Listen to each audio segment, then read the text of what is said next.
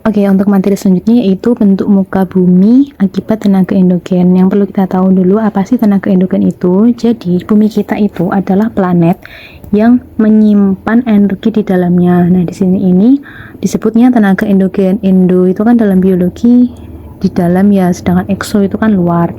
Nah, tenaga endo ini itu tuh dapat mengubah bentuk muka bumi.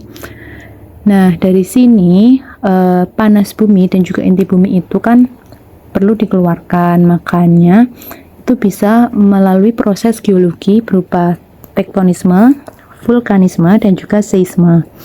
Oke, pertama harus kita tahu bahwasanya pada vulkanisme seperti pada gambar itu bentuknya apa? Ya, betul. Ini adalah gunung berapi. Di sini melalui dua tahapan. Jadi vulkanisme itu untuk definisinya sendiri adalah peristiwa naiknya magma dari bagian bumi sehingga bagian magma itu muncul ke permukaan dan sebagian itu menyusup ke bagian yang lain. Di sini dibedakan menjadi intrusi dan ekstrusi. Secara bahasanya intrusi. Intrusi itu masih dalam kan, kalau ini tuh kan dalam, kalau eks kan luar. Jadi intrusi ini magma itu tuh nggak bisa keluar langsung, jadi dia tuh menyisip membentuk ada namanya batolit, sil, lakolit, gang, dan diatrama. Itu bisa kalian lihat pada LKS kalian. Nah, di situ intinya kalau intrusi magma itu, si magma itu keluarnya itu nggak langsung keluar yang bener-bener dari sumber langsung ada jalan langsung keluar, tapi dia tuh menyisip, ibaratnya lewat jalan lain gitu. Nah, sehingga terbentuklah batolit, sil, lakolit, gang, dan diatrama. Bisa kalian lihat di halaman 13. Dan juga kita akan bahas yang ekstrusi. Kalau untuk ekstrusi magma itu dia benar-benar sampai permukaan. Jadi itu dia tuh bisa berupa ledakan yang dimana magma itu benar-benar sampai ke permukaan. Di situ nanti tuh ada contohnya tuh gunung berapi. Dan gunung berapi sendiri memiliki beberapa beberapa jenis, beberapa contoh. Di situ kan ada nih Hawaii, Merapi, Peret, dan di situ tuh untuk jenis-jenis erupsinya tuh terbagi beberapa macam yang dapat dilihat pada LKS halaman 14. Bu Salsa tidak akan terlalu menjelaskan untuk jenis-jenis tersebut karena saya ingin lebih menekankan konsep keluarnya si tenaga endogen ini. Oke, selanjutnya saya akan menjelaskan mengenai tektonisme. Jadi tektonisme itu adalah pergerakan lempeng, tektonik lempeng. Jadi lempengnya itu bisa mengalami pergerakan. Di sini dibagi menjadi dua, yaitu epirogenesis dan orogenesis. Oke, kita bahas sesuai di LKS ya. Di LKS itu di halaman 17 di mana menjelaskan mengenai gerak orogenesis. Orogenesis ini di mana di daerah yang sempit, jadi tempatnya tuh khusus. Nah, dia itu geraknya lebih cepat. Kalau orogenesis itu cepat tapi sempit, sehingga terbentuklah lipatan dan juga patahan. Kalian pernah mendengar ini sesar opak? Nah, sesar opak adalah satu pergerakan di mana itu lebih cepat dan juga dia itu terbentuk suatu patahan sehingga lempeng bumi itu terjadi pergeseran gitu. Nah, untuk jenis-jenisnya lipatan sendiri ada antiklinal, sinklinal, monoklinal. Jadi antiklinal itu intinya dia itu bakal terbentuk kayak cembung gitu, sebuah kayak ibaratnya kayak jalan yang nggak rata. Nah, sedangkan sinklinal itu kalian ingat kalau sink itu kayak sebuah tempat cuci piring. Tempat cuci piring itu kan dia agak ke dalam, agak legok lah bahasanya kalau dalam bahasa Jawa. Sedangkan kalau monoklinal itu dia itu ada yang terangkat tapi cuman sisi satunya itu miring gitulah intinya. Nah, itu bisa kalian lihat di halaman 17. Nah, selanjutnya ada patahan. Patahan ini seperti sesar yang belum saya jelaskan tadi, ada namanya sesar normal, sesar geser, dan juga sesar naik, di mana itu nanti akan membentuk horst dan graben. Kalau horst itu yang naik posisinya itu, jadi dia tuh ada di bagian bentuknya di atas. Nah, apapun intinya yang dia tuh mengalami pengangkatan itu namanya horst, sedangkan yang dia mengalami penurunan itu atau patahan itu namanya graben. Oke, di sini saya akan menjelaskan pada gerak epirogenesis atau di sini tertulisnya epirogenesa. Di sini tertulisnya gerakannya lambat dan vertikal. Ini adalah berkebalikan dengan dari orogenesis. Di epirogenesis ini waktunya lama dan daerahnya tuh juga luas, sehingga akan terjadi apa sih di sini? Oke, sebentar, saya mau gantiin dulu ya. Oke, sebentar.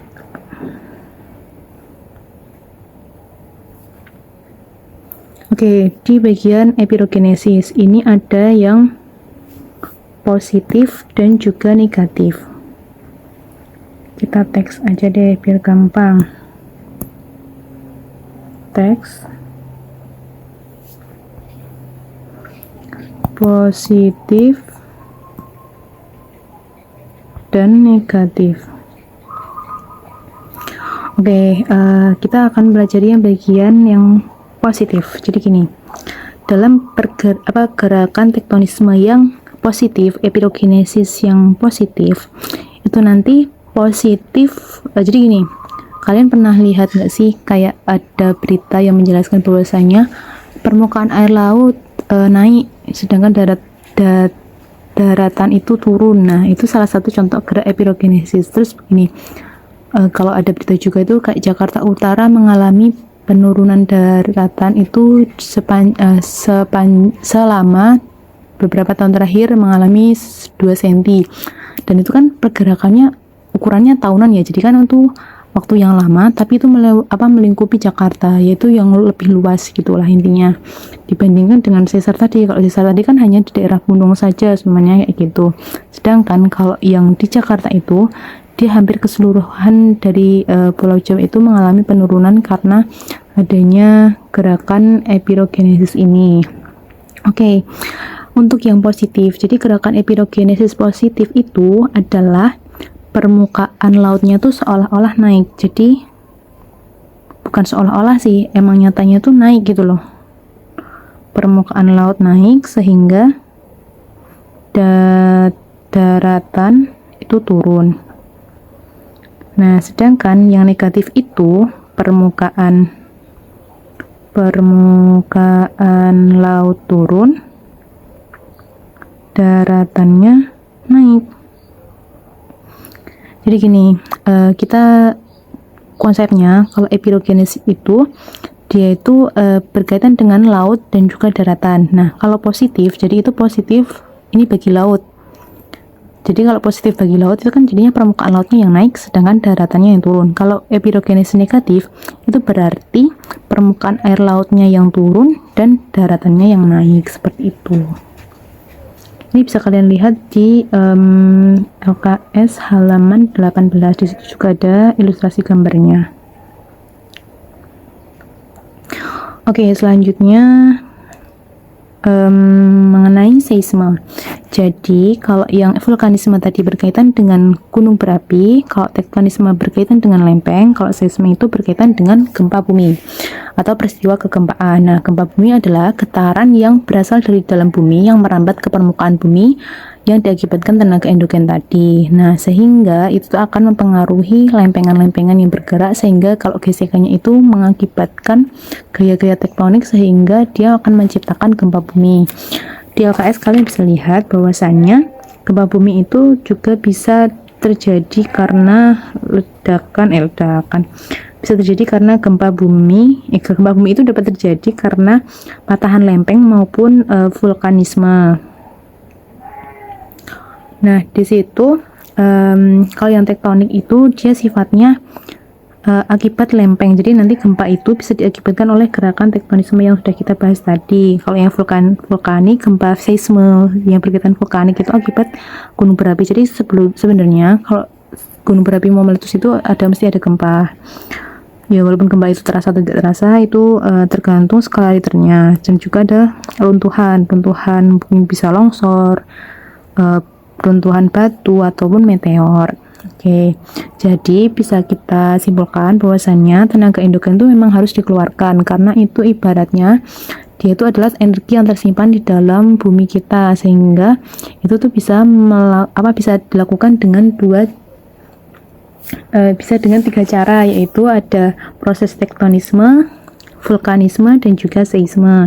Kalau tektonisme itu kalau vulkanisme dulu. Kalau vulkanisme itu nanti mahmanya itu bakal keluar, mungkin bisa sampai permukaan maupun tidak. Jika dia tidak sampai ke permukaan, itu berarti intrusi. Nah, sedangkan kalau magmanya itu sampai ke permukaan, itu namanya ekstrusi. Intrusi dan ekstrusi. Kalau intrusi itu nggak sampai ke permukaan, jadi dia akan membentuk batolit, sil, lakolit, gang, dan diatrama. Itu bisa kalian lihat di LKS juga. Selanjutnya kalau ekstrusi sampai permukaan, nah ini tuh nanti bisa berubah jadi gunung berapi yang contohnya di sini ada tipe letusannya ada Hawaii, Merapi, dan lain-lainnya. Terus salah satu beberapa contoh berkaitan dengan tipe letusan pada gunung berapi. Terus tenaga endogen itu dapat dikeluarkan dengan proses yang kedua, ada tektonisme. Tektonisme ini adalah intinya pergerakan lempeng. Jadi itu adalah proses gerakan pada kerak bumi yang mengakibatkan terjadinya perubahan letak. Itu bisa berubah epirogenesis maupun orogenesis. Kalau epirogenesis itu nanti dia akan membentuk namanya epirogenesis positif dan negatif. Kalau yang positif itu berarti positif bagi permukaan air laut, jadi permukaan air lautnya itu akan naik. Sedangkan kalau epirogenesis negatif itu negatif bagi laut, jadi laut akan turun sedangkan daratannya yang naik. Oke, selanjutnya ada orogenesis. Orogenesis ini dia itu gerakannya cepat dan di area yang sempit. Contohnya di sini patahan itu bisa berupa sesar, patahan sesar opak gitu kalau yang di 2006 kemarin. Oke, selanjutnya di bagian lipatan ini ada jenis-jenisnya juga. Di mana ada lipatan antiklinal, sinklinal, dan monoklinal. Dan juga kalau patahan tadi kan yang sesar tadi. Nah, dan yang terakhir ada prosesnya jadi seisme. Seisme itu gempa bumi, bisa berupa akibat pergeseran lempeng maupun aktivitas gunung berapi maupun runtuhan. Oke, sekian. Next untuk materi selanjutnya ya.